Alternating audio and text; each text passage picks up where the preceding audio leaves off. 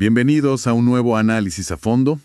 Hoy vamos a poner sobre la mesa un documento que resulta fundamental para quienes trabajan todos los días en el ámbito de la rehabilitación y la salud física. Así es, un texto interesantísimo. Totalmente. Vamos a desglosar la edición 2025 del Manual Complementario para Estudiantes de Fisioterapia. Y la misión de nuestra exploración de hoy no es menor. Para nada. Vamos a identificar y desarmar varias creencias populares en la práctica clínica. O sea, analizar cómo las falacias lógicas se disfrazan de tratamientos médicos avalados. Y reafirmar por qué el movimiento continuo sigue siendo el agente terapéutico más potente que tenemos a nuestra disposición hoy en día. Exacto. Y para situarnos un poco en el contexto real de la clínica, pensemos en una escena que ocurre miles de veces al día en los consultorios. La típica consulta por dolor lumbar. Ajá. Una persona acude con dolor lumbar o molestias en la rodilla y sale de ahí con un diagnóstico verbal que suena a una sentencia de por vida. Literalmente. Escucha frases como, tienes la columna de una persona de 80 años, o hay desgaste severo, o el clásico es hueso contra hueso. Sí, esas frases son devastadoras. Lo que este manual analiza de manera muy crítica es la iatrogenia de ese lenguaje. Claro. ¿Qué sucede cuando las palabras del profesional generan más daño, más discapacidad y más miedo que la propia alteración del tejido? Yo quedé muy sorprendido con eso. Es que es fascinante ver cómo la evidencia actual cruza los datos duros de la patokinesiología con el comportamiento humano. Totalmente. Y para entrar de lleno en materia, el capítulo 2 del texto ataca directo a un problema que solemos pasar por alto, que son las trampas de la mente en la clínica. Sí, los sesgos. Porque a veces, desde dentro del gremio, existe esta ilusión de que por estar en las ciencias de la salud, somos completamente inmunes a los sesgos cognitivos o a los errores de lógica. Y nada más alejado de la realidad. Exacto. El manual expone que las falacias dictan muchísimas de las decisiones diarias. Un ejemplo perfecto que mencionan es la falacia de autoridad. El famoso ad verecundiam. Ese mero. El texto describe al clásico profesor universitario o al jefe de servicio con 30 años de experiencia que jura que el ultrasonido terapéutico es la clave para resolver una tendinopatía. Sí, y claro, las nuevas generaciones lo asimilan como una verdad absoluta solo por el peso de quien lo dice. Ajá, nadie cuestiona al jefe. Pero es un patrón muy resistente al cambio. A ver, la experiencia clínica es un pilar, de eso no hay duda, pero el argumento de autoridad nunca puede sustituir a la evidencia científica actualizada. Claro, los datos mandan. Exacto. Si analizamos el caso del ultrasonido en tendinopatías que mencionabas, las revisiones sistemáticas llevan años demostrando que la evidencia sobre su eficacia clínica real es débil. Por no decir nula. Casi nula frente a otras intervenciones activas. El problema subyacente con esta falacia es que perpetúa el uso de recursos, tiempo y dinero en intervenciones pasivas que no modifican el pronóstico del paciente. Se sigue haciendo porque siempre se ha hecho así. Simplemente porque así me lo enseñaron o porque lo indica alguien con mucha jerarquía en el hospital. Es fascinante ver cómo el ultrasonido sigue ahí, omnipresente en tantas clínicas. A veces da la impresión de que el gel frío y el pitido de la máquina tienen un efecto calmante, pero más para la ansiedad del terapeuta. Totalmente. El terapeuta necesita sentir que hizo algo. Sí, que hizo algo por el paciente más allá del tejido en sí. Y bueno, hablando de cosas que generan ansiedad, aquí es donde el texto nos presenta un concepto que cambia la perspectiva de cualquier consulta. El efecto nocebo y iatrogénico. Ese mismo. El caso clínico de las rodillas de cristal que detalla el manual es, me parece, el ejemplo perfecto. Un médico evalúa una resonancia magnética y le dice a la paciente que sus rodillas son de cristal. Uf, tremendo. Y le indica que debe evitar caminar en pendientes, dejar de subir escaleras y olvidarse del ejercicio de impacto por completo. Y ese lenguaje catastrofista es el detonante principal de la kinesiofobia. Al recibir ese mensaje de una figura de autoridad médica, la paciente internaliza la idea de que su estructura es inherentemente frágil. Claro, el miedo la paraliza. Como respuesta lógica a ese miedo, disminuye drásticamente su nivel de actividad física. Y esto inevitablemente empeora el cuadro clínico. Se vuelve una profecía autocumplida. ¿no? Exacto, hay pérdida de fuerza, se altera la mecánica de la marcha y la articulación pierde el estímulo de carga necesario para mantener la homeostasis del cartílago. Se crea un círculo vicioso impulsado puramente por un mal manejo de la comunicación. Es increíble el poder de las palabras. Y para contrastar ese miedo con datos, el manual subraya una estadística vital que me parece que nuestra audiencia debe conocer. A ver. Cerca del 40% de las personas que muestran signos de artrosis severa en estudios de imagen son completamente asintomáticas en su vida diaria. ¿40%? Es altísimo. Altísimo. Ese número es un recordatorio constante de que no tratamos imágenes, tratamos personas. O sea, una radiografía con osteofitos o una disminución del espacio articular no es una condena al dolor crónico. Definitivamente no. Pero, así como el lenguaje puede generar este efecto nocebo devastador, la clínica también está llena de intervenciones que sobreviven gracias a la falacia del placebo no reconocido. Ajá, las cintas de colores. El famosísimo kinesiotaping. El manual aborda esto de frente. Sabemos que muchos profesionales todavía justifican su uso argumentando que la tensión de la cinta reposiciona la fascia o alinea la rótula. O que cambia la biomecánica durante el deporte. Exacto. Pero la física más elemental, respaldada por la evidencia actual, nos demuestra que eso es simplemente inviable. No a los números de fuerza. Para nada.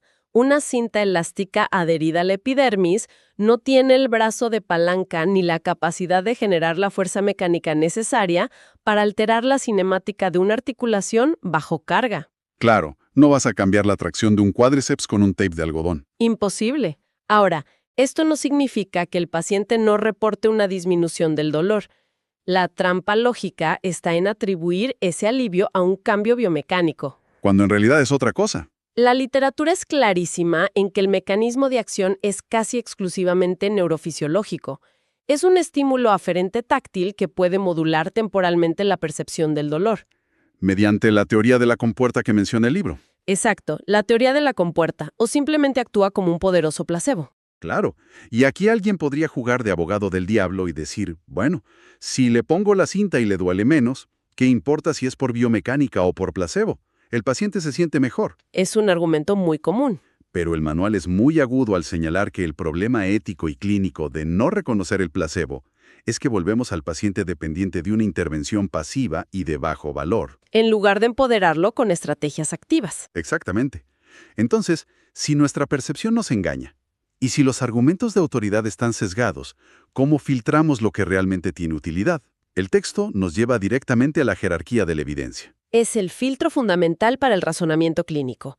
El manual nos recuerda que la evidencia no es plana, tiene una estructura jerárquica muy clara. Como una pirámide. Tal cual. En la base, el nivel 5, tenemos la opinión de expertos, los mecanismos de plausibilidad biológica y las anécdotas de casos aislados. O sea, el colega que dice, a mí me funcionó. Exacto. Que un colega afirme que una técnica manual le funcionó excelente con 3 pacientes la semana pasada es fenomenal para generar hipótesis, pero tiene un peso probatorio mínimo.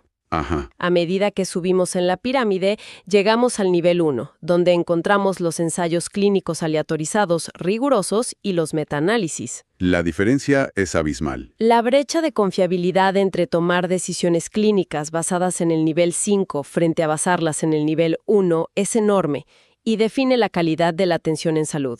Y navegar por ese nivel 1 requiere afinar el pensamiento crítico. El manual destaca una distinción que me parece crucial para cualquiera que lea literatura médica: la diferencia entre significancia estadística y relevancia clínica. Ese es un punto de quiebre importantísimo. Porque es muy común leer el abstract de un artículo que concluye que un tratamiento es efectivo solo porque tiene una P menor a 0.05. Sí, el famoso valor P. Pero sabemos que ese valor solo indica la probabilidad de que los resultados no sean producto del azar.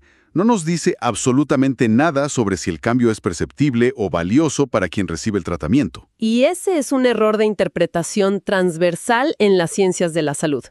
A ver, si tenemos un tamaño de muestra de 5,000 sujetos, casi cualquier intervención, por minúscula que sea, puede arrojar una significancia estadística. Claro, por el volumen de datos. Podríamos tener un fármaco que reduce el dolor en 0.3 puntos dentro de una escala visual de 10. Estadísticamente, la P será menor a 0.05. Pero clínicamente el paciente no nota ninguna diferencia en su día a día con 0.3 puntos menos. Es irrelevante para su vida. Totalmente. Para evitar caer en esa trampa, el texto recomienda enfocarse en métricas como el NNT, el número necesario a tratar. El NNT te pone los pies en la tierra de inmediato. Nos dice exactamente a cuántos pacientes tenemos que someter a una intervención para que uno solo obtenga un beneficio real y específico. Es una medida de eficiencia brutal. Un NNT de 2 o 3 es el escenario ideal, una intervención altamente efectiva. Pero el manual menciona tratamientos ortopédicos que tienen un NNT mayor a 20. Imagina la logística de una clínica operando bajo ese estándar. Sí, si aplicas un tratamiento de alto costo a 20 personas y solo una muestra mejoría atribuible a la intervención, justificar su uso es insostenible. Es insostenible y agota los recursos del sistema de salud y la paciencia de la persona afectada. Por eso, el texto enlaza el NNT con la MCID. La diferencia mínima clínicamente importante. Esa misma. Esta métrica traslada el foco desde el análisis numérico del investigador hacia la experiencia subjetiva del paciente. Lo que realmente le importa a la persona. Exacto. Es el umbral a partir del cual el paciente percibe que el tratamiento realmente valió la pena, ya sea en reducción de síntomas o en mejora de su función. Y si no alcanza esa MCID, hay que cuestionar el tratamiento. Por supuesto. Centrarse en la MCID nos lleva directo al núcleo de la fisioterapia contemporánea y a la siguiente gran sección del manual. La consolidación del modelo biopsicosocial y el paradigma del movimiento. Sí, sabemos que desde 1977, cuando George Engel postuló este modelo, el campo ha intentado alejarse del modelo biomédico puramente mecanicista. Dejar de ver el cuerpo como el motor de un coche. Exacto. Donde identificamos la pieza rota, la reparamos y el problema se soluciona. El enfoque biomédico clásico es insuficiente para abordar afecciones complejas, especialmente el dolor crónico. Claro, porque la inflamación o el daño del tejido, que sería lo biológico, interactúa con el catastrofismo. El componente psicológico. Ajá. Y con el entorno laboral o familiar, que es el aspecto social. Ignorar cualquiera de estas esferas es realizar una intervención incompleta. Y dentro de este abordaje integral, el manual es sumamente enfático respecto a la patoquinesiología. Deja muy claro que el reposo prolongado es casi siempre la peor estrategia. Las consecuencias de la inmovilización injustificada son desastrosas a nivel sistémico. No solo hablamos de sarcopenia o pérdida de densidad ósea. Hablamos del impacto cardiovascular, la rigidez articular y el efecto depresor a nivel psicológico. El texto subraya que inmovilizar a un paciente debería ser una medida excepcional. Justificada con evidencia, no la opción por defecto. Tal cual. El cuerpo humano está diseñado para adaptarse a las demandas impuestas. Si retiras la demanda mecánica mediante el reposo en cama, los tejidos inician un proceso de degradación acelerada. El tejido conectivo pierde su tolerancia a la carga. Por eso el manual aboga por la movilización temprana y progresiva. El estímulo mecánico óptimo es el principal impulsor de la regeneración. Y para ver cómo choca toda esta evidencia contra las costumbres de la clínica, el manual desglosa 4 casos específicos que rompen reglas. Casos fascinantes, por cierto. El primero es un clásico en el deporte, la tendinopatía rotuliana. El texto advierte sobre el problema crónico que tenemos con la nomenclatura. El famoso sufijo itis. Sí, llamarlo tendinitis perpetúa la idea de que estamos frente a una inflamación aguda. Y de ahí viene la cascada de errores lógicos, reposo absoluto y antiinflamatorios, los famosos AINES. Y ese manejo contradice décadas de investigación. Cuando analizamos esos tendones patológicos, lo que encontramos es una desorganización de las fibras de colágena, pero con una ausencia casi total de células inflamatorias agudas. O sea, no hay inflamación activa. Es un proceso degenerativo reactivo, una tendinosis. Por lo tanto, administrar AINES no solo falla en abordar la fisiopatología, sino que pueden interferir negativamente en la síntesis de colágeno. ¿Y cuál es el estándar de oro entonces? La evidencia en nivel 1A es clara. El tendón requiere mecanotransducción. Protocolos como el Heavy Slow Resistance, o sea, entrenamiento de fuerza lenta y pesada, el tejido necesita carga alta y controlada para reorganizarse. Esa transición de tratar el tendón con hielo y reposo a tratarlo con carga pesada es uno de los mayores triunfos de la investigación sobre la tradición. Sin duda. El segundo caso clínico entra en terreno hospitalario. Hablamos de pacientes geriátricos postoperados por una fractura de fémur. Aquí entra en juego la falacia de la pendiente resbaladiza. Frecuentemente impulsada por la familia, por el miedo. Sí. El razonamiento es, si levantamos al abuelo de la cama al día siguiente, la prótesis va a fallar, el hueso se romperá de nuevo y nunca más podrá caminar. Es un instinto natural de sobreprotección, pero clínicamente es una trampa letal. ¿Qué dice la evidencia ahí? La literatura nivel 1A es unánime. La movilización precoz en las primeras 24 a 48 horas es innegociable. A pesar del riesgo percibido. Es que el verdadero peligro no es la carga sobre la prótesis, sino el síndrome de inmovilización. Prolongar el reposo en cama en esta población dispara exponencialmente el riesgo de trombosis venosa profunda, Tromboembolismo, neumonías. úlceras por presión y cuadros de delirium. Levantar al paciente tempranamente disminuye significativamente las tasas de mortalidad al año postoperatorio. Es un contraste brutal. El instinto pide inmovilidad, pero la evidencia exige movilización para salvar vidas. Y esto nos lleva al tercer caso, el abordaje del Parkinson. Aquí encontramos un mito muy enraizado. La farsa consecuencia de que, al ser una enfermedad neurodegenerativa, el ejercicio intenso no sirve de nada. Se limitaban a estiramientos suaves. Afortunadamente, la comprensión contemporánea de la neuroplasticidad ha desmantelado eso. ¿Cómo funciona el ejercicio intenso ahí? El cerebro con Parkinson retiene una capacidad adaptativa tremenda si se le da el estímulo adecuado. El manual resalta protocolos como el LSVT-BIG. Que exige movimientos enormes y mucho esfuerzo cognitivo. Exacto. Se requiere sobrecargar el sistema motor para forzar la neuroplasticidad. Los datos muestran mejoras cuantitativas en la bradicinesia y reducción en los episodios de congelación de la marcha. El ejercicio intenso actúa casi como un fármaco. Es brillante. Y para cerrar la sección de casos, el manual aborda las roturas del manguito rotador. El clásico dilema del hombro. Aquí el texto expone lo que define como una falsa dicotomía médica. Un paciente con dolor de hombro llega con una rotura degenerativa en la resonancia y recibe un ultimátum.